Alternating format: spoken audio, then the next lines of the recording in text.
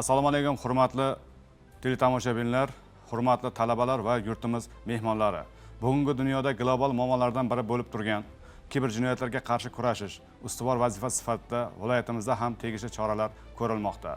Biroq kiber jinoyatlarni oldini olish borasida profilaktik tadbirlar o'tkazish bilan bir qatorda 2026-yilning 7 oy davomida 3000 dan ortiq fuqarolarimizdan soxta havolalar, pul ko'paytirish, yutuq yutdingiz, soxta qo'ng'iroq va boshqa turdagi kiber jinoyatlar qurboniga aylanganligi to'g'risida murojaatlar kelib tushmoqda. Aksariyat kiber jinoyatlarning qurboniga aylanayotgan shaxslar toifasiga alohida e'tibor qaratishimiz lozim. Shu jumladan nuroniylar, vaqtincha ishsizlar, uy bekalari, talabalar, shu bilan bir qatorda ta'lim, sog'liqni saqlash, boshqa davlat tashkiloti xodimlari o'zlarining shaxsiy ma'lumotlarini kiber jinoyatchilarga ishonib berib qo'yishmoqda. Talabalar va ularning ota-onalari diqqatiga.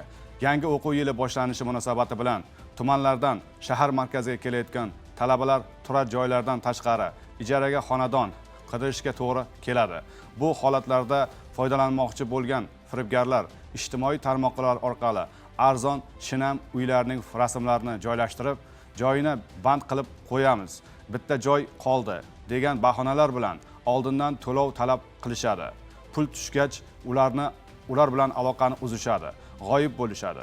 Unutmang, ko'rmagan va egasi bilan yuzma-yuz uchrashmagan xonadoningiz uchun hech qachon oldindan pul o'tkazmang.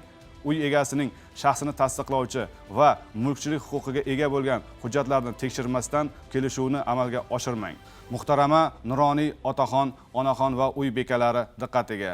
So'nggi vaqtlarda keksalarimiz va uy bekalarimiz nomiga noma'lum shaxslardan kelayotgan soxta havolalar, linklarni bosib qo'yish holatlari uchramoqda.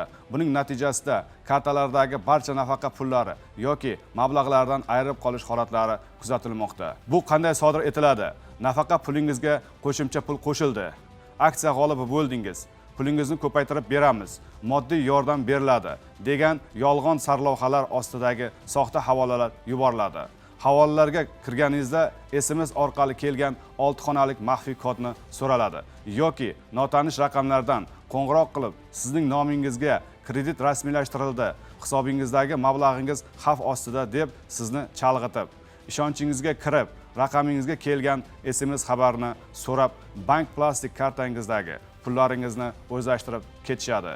Begona shaxslardan kelgan har qanday havola, linklarni aslo bosmang. Soxta qo'ng'iroqlarga javob bermang. Telefoningizga kelgan SMS, maxfiy kodlarni, parollarni hech kimga, hattoki bank xodimi yoki huquq-tartibot organi xodimi deb o'zini tanishtirgan shaxslarga ham aytmang va yubormang.